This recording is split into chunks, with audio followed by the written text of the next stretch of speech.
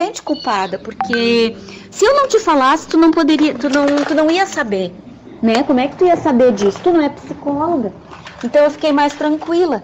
Então, que bom que ela me falou isso, porque agora eu vou ficar mais antenada. E até porque, né, a companheira dela também tem problemas psicológicos e tal, também se trata, não tem a bipolaridade que ela tem, mas tem outros problemas, né? E acaba que ela, quando ela não tá bem, estoura tudo na companheira. E a companheira, com os problemas que ela já tem, mais os problemas da minha filha, acaba sobrecarregando. Então, eu acho que na verdade, ela quer dividir um pouco isso, né? Quando ela não tá bem, ela poder contar comigo, poder me ligar e poder dizer, mãe, eu não tô bem. É isso. Não sei o que o senhor acha. Não, aí agora nós temos aí um exemplo nítido daquele trabalho que eu falei de acompanhamento de 80 anos, que o importante nas relações é o se importar com o outro. Sim. Claro que a mãe aí estava, vamos dizer assim, querendo não se meter na vida da filha, mas não estava se dando conta da necessidade da filha de que a mãe se importe mais e participe mais. Então, a própria filha reivindicou essa rede de apoio que a psicóloga levantou para ela e convocou a mãe a estar mais perto. Quer dizer, isso é uma coisa muito boa, porque a mãe realmente não fazia isso porque poderia se sentir invasiva ou exagerada. Mas agora, com a abertura que a filha deu, eu acho que as coisas vão ficar muito boas na relação das duas. Aqui nós temos uma outra amiga que diz o seguinte: particularmente eu fico irritada quando vejo as mães invadindo a vida dos filhos, mas sei que eles precisam dessa invasão. Por isso, invado sim, pergunto sim, me intrometo sim, e eles são obrigados a me responder, apesar de ficarem muitas vezes beiçudos, kkkkkk. Não acho que as mães tenham o direito de abandonar os filhos. Podem me chamar de superprotetora, e eu conheço. Kkkkkk. Não, aí vamos dizer assim, ela tem que se dar conta de talvez um pouco de exageros que ela possa cometer no sentido de querer essa relação assim como ela acha que deve ser. Então, o que eu sugiro é que ela, vamos dizer assim, fique um pouquinho mais distante ou mude o comportamento no sentido de se afastar um pouco para ver o quanto os filhos a buscam. Usando o mesmo exemplo anterior, em que essa mãe, tendo a sensibilidade que ela teve, se afastou. E a filha sentiu esse vazio e veio de encontro. Então, o importante é essa zona limite ser bem entendida. Onde começa o limite do outro e que eu tenho que respeitar? E aonde começa o meu limite? Porque senão é muito comum invasões. E eu achar que estou indo bem ou que isso é certo, e eu não me dou conta que estou invadindo. Então, mas é a palavra, doutor Maia, é a palavra que ela usa. Eu invado sim. Exato. Então ela tem que se dar conta que invadir terrenos na linha comum, a gente chama a polícia. Pois é. Então, quando ele emburra, é porque pode ser que ela invadiu demais. Então, ela olhando isso e vendo qual o limite certo para mim chegar perto deles e eles não se sentirem invadidos. Eu acho que ela tem inteligência suficiente para chegar nessa vivência afetiva inteligente. Não apenas inteligência, mas tem uma cara de pau do caramba, né? Não, e defende, né? Olha, eu encho o saco, sim, essa terra sempre foi minha, eu não fiz testamento ainda. Pois é, particularmente, né? Aqui eu vou botar a minha colher de pau, mas particularmente eu acho isso horrível. A pessoa que sabe que está invadindo. Não. E gosta, né, Beatriz? Não, e acha que é a bambambam, né? Muito eu bom. Eu sei. Mas tem muito de pessoal nisso, né? Tem pessoas que têm a visão de serem exército invasor, Outras pessoas querem ser apenas, digamos assim, um porto seguro. Então, se Mas o o filho pior precisa... deles é o missionário, que a minha verdade deve ser a tua. É, o missionário. E mulher adora, né? Adora a posição de missionária. Mas vem cá, eu tenho a verdade, por que não me ouves? Aham. Não, e tem também a fantasia, não, eu sou apenas um porto seguro, estou aqui, né? É muita, como a gente se acha, né, doutor Maia? Barbaridade. Fantástico isso. É o jeito que a gente se acha, não tenha dúvida, né? É isso aí. Estava esperando o doutor. É sobre medicamentos. Estou já doente por cuidar de um esquizofrênico com mania de perseguição. Não tem descrição do sofrimento dele e do meu. Não se trata mais com psiquiatra. Teve 12 internações e tem medo de ser internado novamente. Toma clozapina, mas não responde muito bem.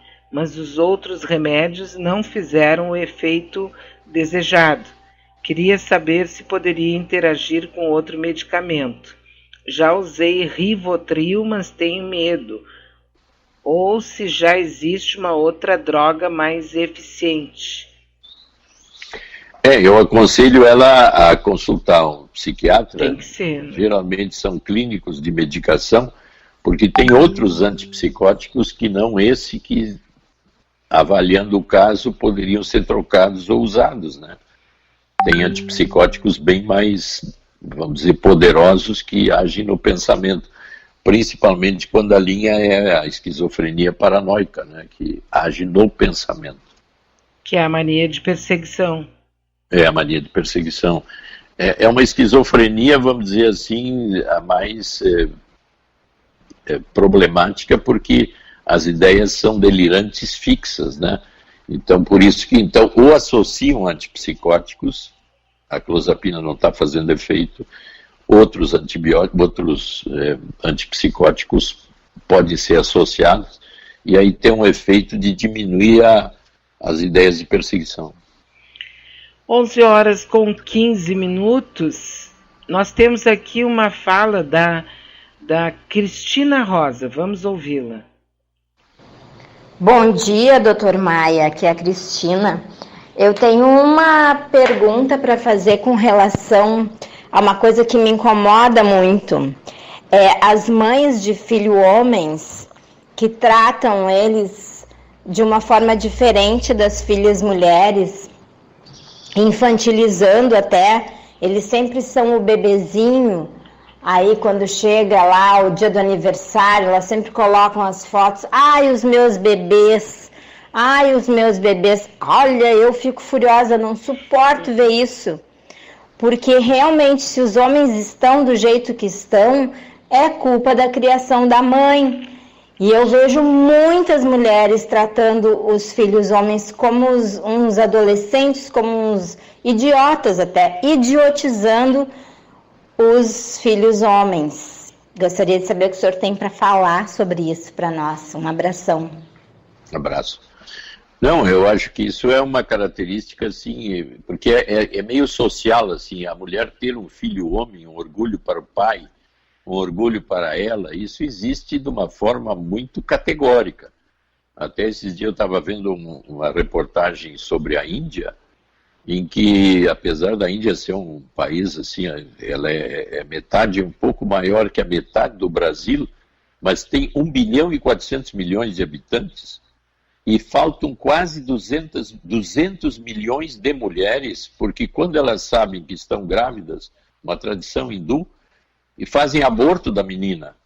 Quer dizer, o importante é o homem. E a ponto de hoje está se criando leis até para impedir isso, que é uma coisa cultural. Então tu vê que, trazendo aqui para o nosso ambiente, esse valor que a mulher tem ao ter um filho homem é muito comum. Então esse tratamento, assim, é como se fosse um troféu em que eu tenho orgulho de ter tido e que todo mundo me admira por isso. Essa é uma posição exagerada que, como a nossa ouvinte diz, fica muito chato de ver aquilo que é o meu produto maravilhoso. Mas aí é um problema pessoal, quase que extensivo a uma coisa já social, que gradativamente, na medida que a gente falar sobre isso, provavelmente vai começar a mudar algumas coisas.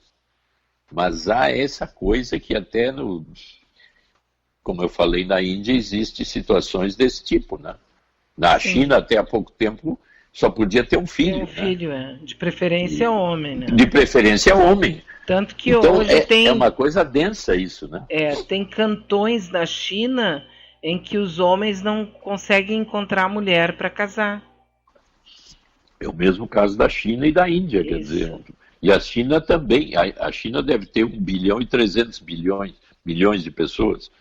Quer dizer, quase 1/4 da população do mundo está na China e na Índia, né? Sim, e tem regiões onde mulheres são sequestradas para serem noivas. Em outras regiões, para serem vendidas. Vendidas, né? Exatamente. Como tem gente idiota no mundo, né? A única que não é sou eu. Beatriz, eu e tu estamos querendo parar um pouco de sermos idiotas. Né? Nós estamos fazendo força. Impressionante, né? E como essa questão de gênero passa por séculos, por milênios, não muda isso, né? Não, por isso que eu digo que é uma coisa tão forte. E a mulher que tem um filho homem, até hoje, é uma coisa assim, ela é vista como uma estrela, né?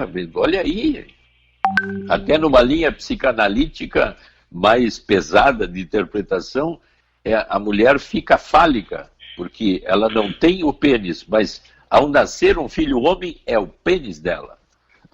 É por isso que ela agora tem. Eu descobri porque que eu sou como eu sou, então. Finalmente descobri. Tu entendeu, né?